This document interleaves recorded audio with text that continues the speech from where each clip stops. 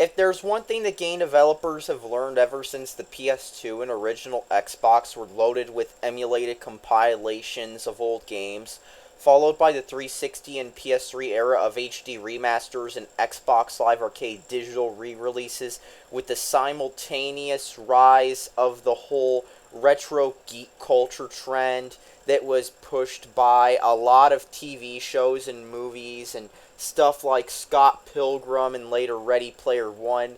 It's that gamers love nostalgia. Now, gamers will buy up anything that reminds them of the good old days, or those good old days that they never experienced, so that they can pretend like they experienced them. It lets them go back to another time, before everybody was turned crazy by the internet, and before, long story short, games really went to shit in some ways. Of course, there's also this feeling I've experienced because I'm not a total drone, where I've come to learn that something's not what it's all cracked up to be because nerds kept spewing stories to each other about how great it was, and everybody kept believing it to confirm instead of actually trying out the old games. Because the thing is, you know how it is in gaming if you don't conform to the popular opinion. You get attacked by people on the internet. I know this first freaking hand.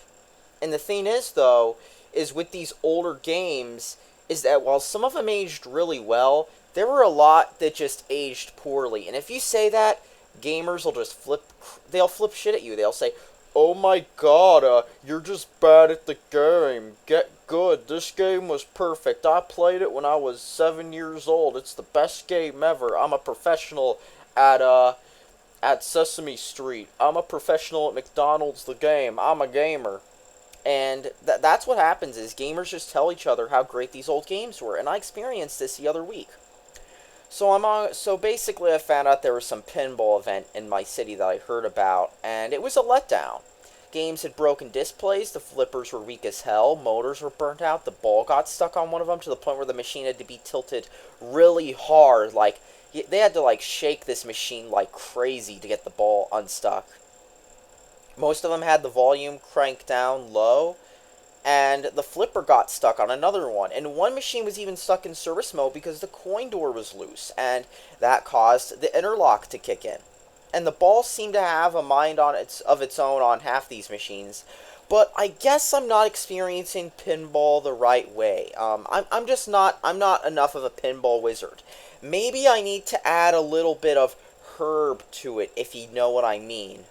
Or maybe the owner of the arcade with a lot of rundown arcade games near me was right in saying that pinball machines are maintenance nightmares, which is why you don't see many arcades with them anymore, instead having conventional video games, or ticket games, as I like to call them. Is it any wonder why pinball's now associated with hipster barcades and man caves, while video games became mainstream and every kid's playing Fortnite on their cell phone?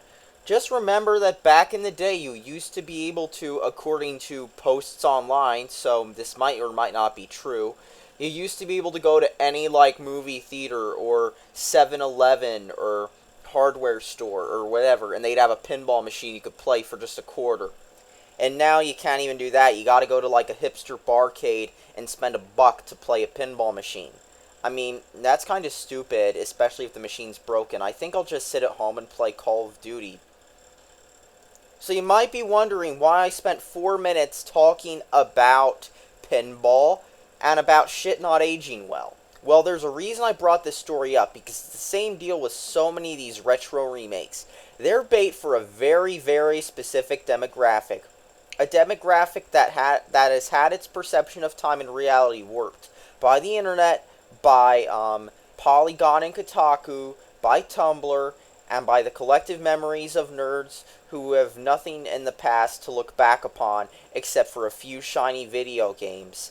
And, my mom's a bitch. My mom wouldn't get me the new N64 or PS1. I was stuck with an NES. She said that I only had one game system. Why did I need another one? Nothing sums this up better than Spyro Reignited. Oh boy. Now, Spyro Reignited is going to be known for two things. The first thing is how it's single-handedly gotten the furry fandom interested in drawing porn of the Spyro the Dragon franchise. The second thing it's going to be known for is making Spyro relevant again. And all it took was an HD remake of an old PS1 game because Skylanders is a kid's game. And grown men can't play games for kids unless they are sequels or remakes to kids' games they played as a kid. In that case, it's not being a man-child. It's called being a real gamer, Dad! Fuck you, Dad. I can have White Castle on Thanksgiving and Christmas. Get the fuck in the Dodge Neon. We're going to White Castle for some goddamn sliders. I don't like your dry-ass turkey, Dad. And I don't like you making fun of my lifestyle where I sit on Tumblr all day. I don't like that. I like my good old White Castle sliders. The sliders I can only get in the castle or in the frozen aisle at Walmart. And get this, the frozen ones just aren't the same.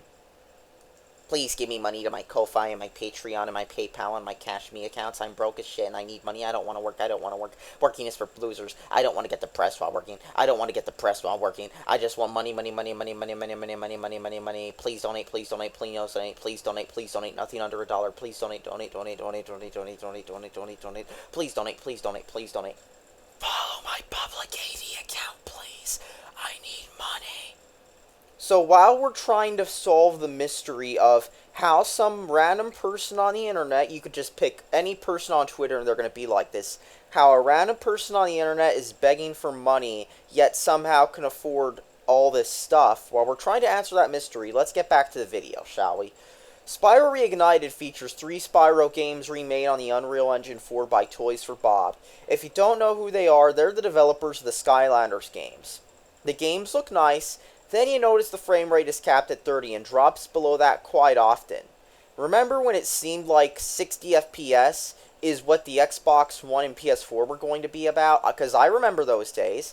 I guess more power doesn't matter when you apply the prevailing method of development these days to modern hardware. So I'm going to explain that right now. Who cares if code is unoptimized these days, because it's easier for me to write stuff when I can just drag this and drop that and use these pre-made functions. Plus, the computers can handle it today. What? You have some low-end computer with 2 gigs of RAM and 32 gigs of storage on Windows 10? Hey, get this, you're a peasant, it's 2018. Buy a better laptop. I've got a Eurocom laptop with a desktop i9 CPU K series, which I don't overclock because overclocking kills your PC, and I've got a GTX 1080 and gigs of RAM in it. And my partner or mate has a they have a MacBook with the i9 in it. So take that, haters. Bling bling. Get on my level. I'm writing JavaScript and Python, and my job's so nice, it even gives me free healthcare, free medication, and even free penis removal surgery. But please listen to me when I speak, though. I speak for the common man when I talk about my struggles. I can relate to you. I know how you act. How do you do, fellow peasants? I'm a proud rose emoji. I speak for the people. I hate corporations. Hey, you got the new MacBook? Sure, bring it on in. Woo! Can't wait to use my new MacBook. Hell yeah, Apple for life. The gameplay is kinda clunky. You can't move much when you're ramming enemies, and the camera can be weird at times, and this is made worse by the low frame rate, but it's okay, I guess. It just gets boring after you're playing the game for a little under an hour, and then you'll end up going back to playing Fortnite with your friends anyway, since you have only so much time to game if you're a grown man, between eating, sleeping, driving to work, and working your crappy Amazon warehouse or McDonald's job. Hey, you wanted a better job, but they wanted experience nobody can get normally, so you look at who got the jobs, and you're like, hey, they sure don't seem like they have any experience. I mean, look at the people who work, what's that job called at Google? Site reliability engineer, or whatever that job is called. I mean, it seems like every crazy person on the internet with a Google job has the title of site reliability engineer. I mean, that's probably an easy job. I could probably work it, even though I just sit in my basement and play Call of Duty. But I've worked shitty jobs long enough to realize who plays video games nowadays. And that, yeah, they gotta be fun so you can distract yourself from the fact that your job is shitty, your life is shitty, and you're gonna die alone in your parents' basement or some cheap ass apartment at the same person telling you to just go out and get a job that's better also had their job handed to them after they appeared in a viral video, or because their parents had connections, or because their parents got them into a nice college. And then they disowned their parents afterwards when their parents didn't approve of their hedonistic lifestyle. The music is okay. It was composed by Stuart Copeland, who, I don't know, I think he's one of the guys in that band, The Police, that wasn't Steen, I guess. The Spyro Remaster trilogy costs $40, which is a bit much for a remaster, but meh. It'll sell well for sure. Plenty of nerds out there who are going to spend their mom's credit card money or Uncle Sam's money. Also, don't forget the fact that it's not on Nintendo Switch or the PC yet, so you can't play it on your Eurocom gaming laptop, nor can you buy it on the Switch and play it at the local furry convention when you're just standing around there trying to get friends. It also needs a huge download on the Xbox One, which means that if you have capped internet, you're screwed. Hey, remember what I just said about developers treating their customers like peasants? Because that's what it seems like out in all these big cities where all these developers are. The load times in the game are also long. Now, this does have a point though. The load times are long so that you have enough time to reflect on the nostalgia back when you actually had friends. Back when life seemed to be going good. Back before your friends went crazy and simultaneously tried to backstab you in 100 different ways. I mean, I still remember those days when I like had friends. And that's what it's like when you're playing this game. They're long. They allow you to reflect on the fact that at one point you had friends, and now all your friends went completely fucking crazy, and everyone around you went completely fucking crazy, and that you might as well just detach from what's left of them if you don't want to get too crazy. I'm just overthinking shit, I guess. I mean, everybody told me those comments on, like, image boards were people overthinking stuff before they turned out to be true anyway. Damn it. So, who is this game for? Well, think of it this way. The day I wrote this script and spent a week or two forgetting about it because of other stuff that popped up, I ran into a Nintendo Switch owner who was moping about modern video games. He was like, modern video games are stupid, you pay for everything, and all that stuff. But you know what happened? He was talking about how great Mario was on the Switch. It's for a very specific audience. It's for people who hate the way gaming is and hate the way society is, but instead of trying to improve video games for society, despite the ease of developing video games nowadays, they choose to whine about it and consume more products from companies that hate them, especially if they're retro remasters that pull the wool over their eyes.